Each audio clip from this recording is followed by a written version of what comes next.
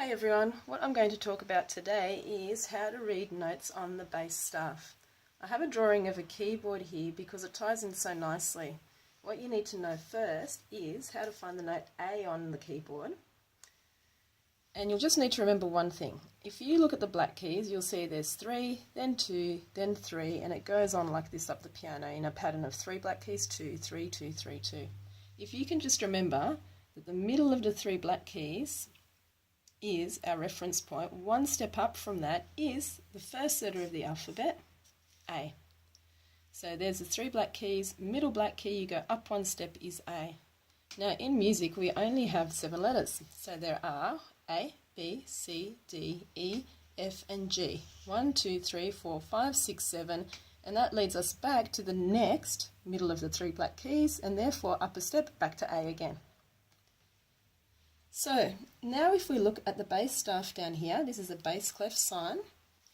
If we have a look down here, it just so happens that the note A in bass clef sits in the first space of the staff. So the first letter of the alphabet also sits in the first space of bass. The last letter of the music alphabet, G, just happens to sit in the last space of the bass clef, G. And so now you can see why it sits in so nicely. So in music what happens is that you read the notes by going from a space note to a note on a line, space, etc. So I'll put those in. We have A here, therefore the next letter in the alphabet is B, followed by C, D, E, F, and we've reached G, our 7 letters of the music alphabet. So there's the first letter, A, B, C, D, E, F, G. I'll put in our last letter of the music alphabet. Now what I want you to look at is the keyboard and think about which note sits smack bang in the middle. And you can see that it's this key here, which is A, B, C, D. D is symmetrically in the middle between A and G. And in bass clef notation, again, it just so happens that D sits smack bang in the middle. So there you have 3 very nice reference points from the keyboard to how to read bass clef. Apart from that, you can of course simply go up, as I said earlier, by going space, line, space, line. So here's your A, there's B, followed by C, D, then E, then F, and then G. Now another very relevant reference point is actually the bass clef over here, because the bass clef is also known as an F clef. In print, that F clef often starts with a little blob on the F line, there's F, and the 2 dots are always around the F line. And you can remember that bass clef is also called an F clef because it does look a little like an F.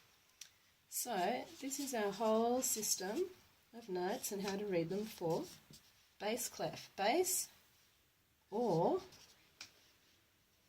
F clef.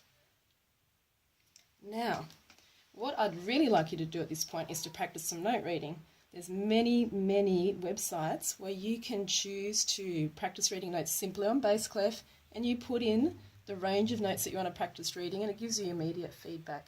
It's something I'm working on creating myself to eventually link to a video like this.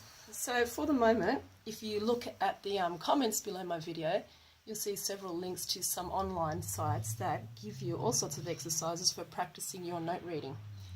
What I'd like to show you before I finish this video on bass staff is just a little link to the next bit of work that you would do, and that is reading treble clef as well.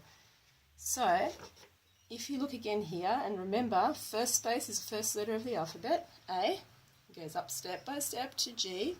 What happens next is you simply start that alphabet again. So the higher A here will be on the next line. Then there's a B, and it continues. What a lot of people don't realise is that bass and treble notation actually link together very simply like that.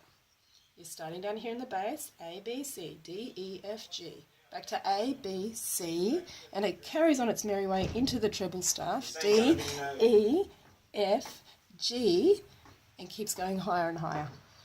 Talk to you soon.